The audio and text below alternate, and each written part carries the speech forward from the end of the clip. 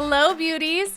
Today I'm sharing something that can truly transform your everyday look. How to style your hair to enhance your face shape and natural beauty.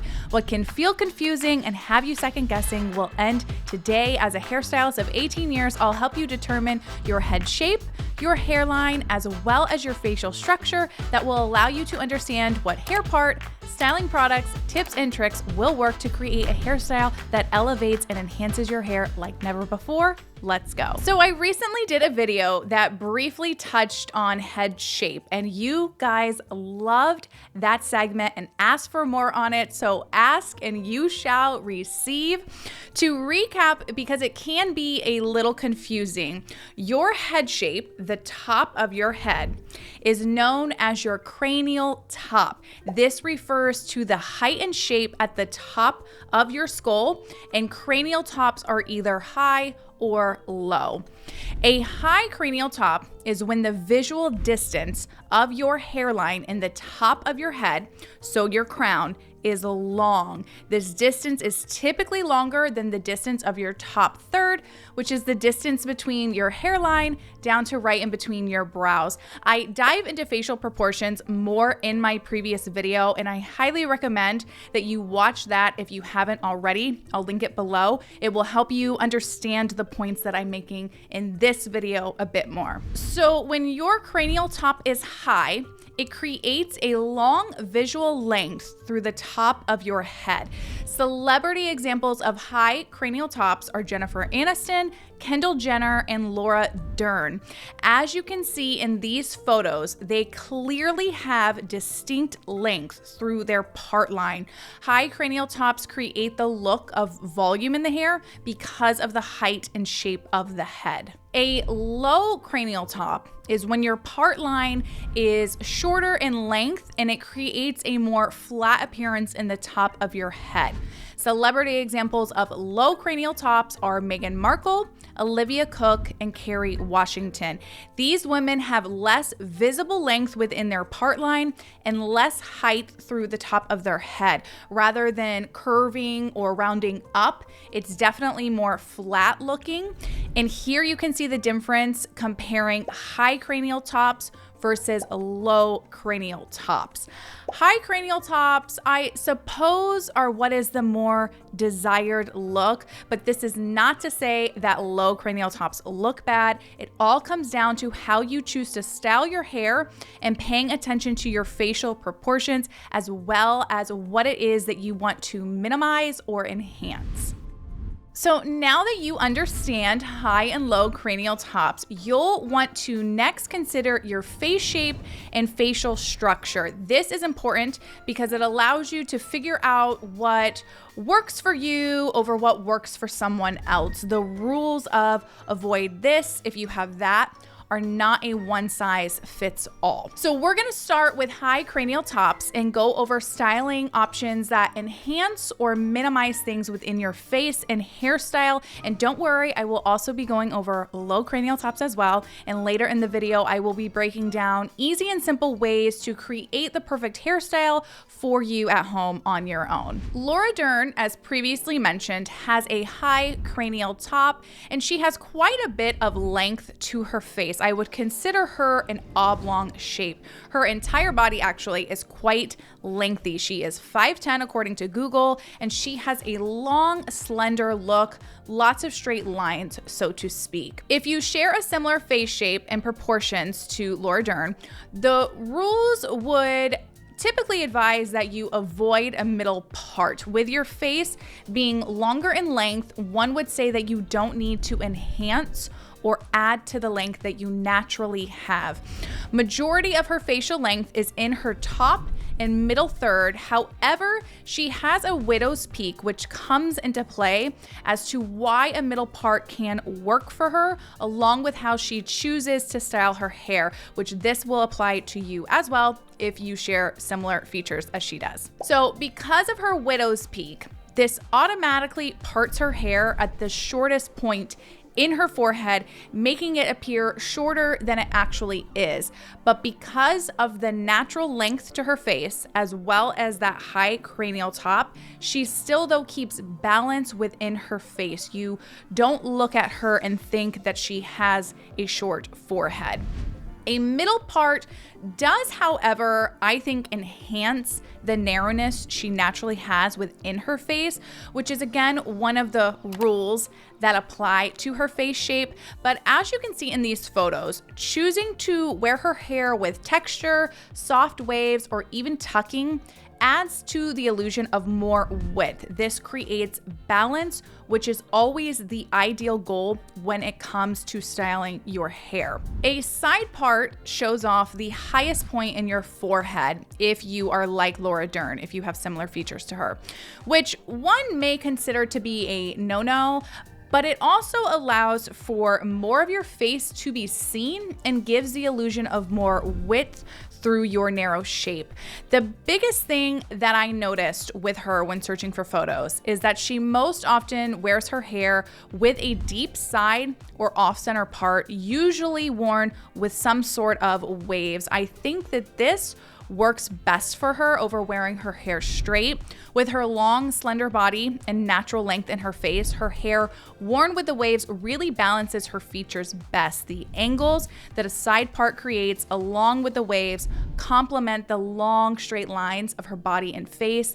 They give her more contrast as a whole, which is always the goal, and she is a great example of how not following the rules can work for you. So now let's move into low cranial tops, and we're going to use both Kerry Washington and Olivia Cooke for our examples. They both share low cranial tops, which is when the distance in your part line is visibly shorter looking. Low cranial tops have a flatter look to them than high. So while they both have low cranial tops, they have very different face shapes. Kerry Washington has a length and narrowness within her shape compared to Olivia Cooke, who is more round and wide, and each of their facial proportions are for the most part quite even, and their foreheads are both a prominent feature. And Olivia Cooke specifically, her forehead is the widest part of her entire face. In the previous video I've referred to, I made the mention of how low cranial tops, when wearing sleek, straight styles parted down the middle, sort of make the face appear a little larger. This is because there is not that added height in the top of the head as there is with high cranial tops. So the eye sort of just only has the face to directly look at. This doesn't mean that you need to completely avoid middle parts though. Your style will just need to be tweaked. I'm going to show you some styling tips that you can apply to yourself at home in just a bit, but I first want to explain a little bit more on why certain styles work better for certain facial proportions and prominent features. If you are similar to Kerry Washington and you have more length in your face than width, a sleek middle part complements and balances the imaginary horizontal line that a low cranial top can create.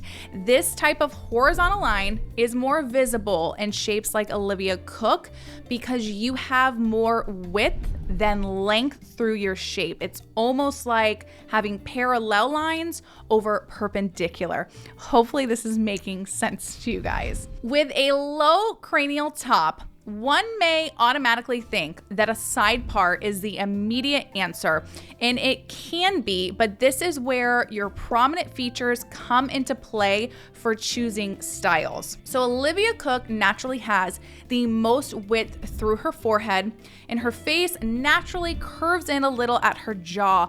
One could say that she is sort of a mix of both round and heart shapes. When choosing to wear a deep side part, it ends up enhancing her forehead, which is already one of her more prominent features. The side part shows off her width, and the natural inward curve of her jaw only increases the appearance of her forehead. Your eye more so goes directly to this area. I do think though, when she has more length to her hair, it's a little less noticeable as there is more hair for the eye to move around to. Kerry Washington, while her forehead is a prominent feature, due to her face overall being less wide, a side part in her case doesn't add any excessive amount of width to her shape. So whether she wears her hair more waved, straight, or with a heavy side bang, it adds to the illusion of more height in her cranial top while creating soft angles in her face as well. Bangs are also a great option if you have features similar to her. They will minimize the height in your forehead as well as bring the eye up a bit further through the top of your head. This gives the illusion of more height through the head, giving those high cranial top vibes. The best style for shapes and features like Olivia Cooke, I think, are still actually opting for a middle part with some sort of soft curtain style bang or face frame. This helps to minimize the natural width you have in your forehead, creating those soft angles that complement the natural angles you have through your jaw. You sort of get that diamond feel through your face. It may not give you the most height in your cranial top, but it still helps to balance your other features. So you don't want to just focus on one set aspect. You want to look at the whole picture. Also, her opting for a style with her hair pulled back and up with a curtain bang or even a full bang really complements her as well. She has the added height in the top, adding to the illusion of that higher cranial top, which now leads us into our final segment of styling tips for you low cranial top ladies. I am excited for this part. So the goal with low cranial tops is to add the illusion of height in the top of your head, which is going to require products and tools that create volume in your hair. Volume products are going to create the texture needed to lift and plump the hair. So a volume mousse is the most ideal product to use for this, and it works for all hair types. If you have fine stick straight hair like myself, you might do well pairing a root lifter with it as you need a little extra boost, but any other hair type, a mousse is gonna be your best bet. So when your hair is wet, you will apply your volume products to the top section of your head and make sure that you're working the product into that back side of your crown as well. You wanna apply your mousse first and then apply your other styling products if you need something for frizz control or something that's gonna maybe tame down your wave. And I will link some of my favorite options in the description and pinned comment below if you guys are looking for any suggestions to try. During your blow dry, when you get to this top section, you wanna make sure you are lifting the hair straight up. Whether you just rough dry, if you use a blowout brush or a separate round brush, be sure that you lift that hair to create the most volume here to help add that illusion of more height in your cranial top. And you want to do this regardless of where you part your hair. So if it's on the side or middle, you are going to blow dry the same way, lifting up.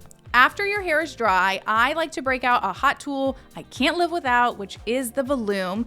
This is going to create that extra level of volume here to help give the illusion of more height in your shape.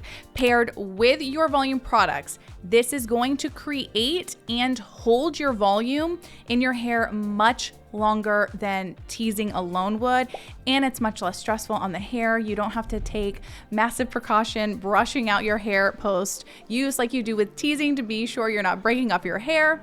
It's just much more gentle.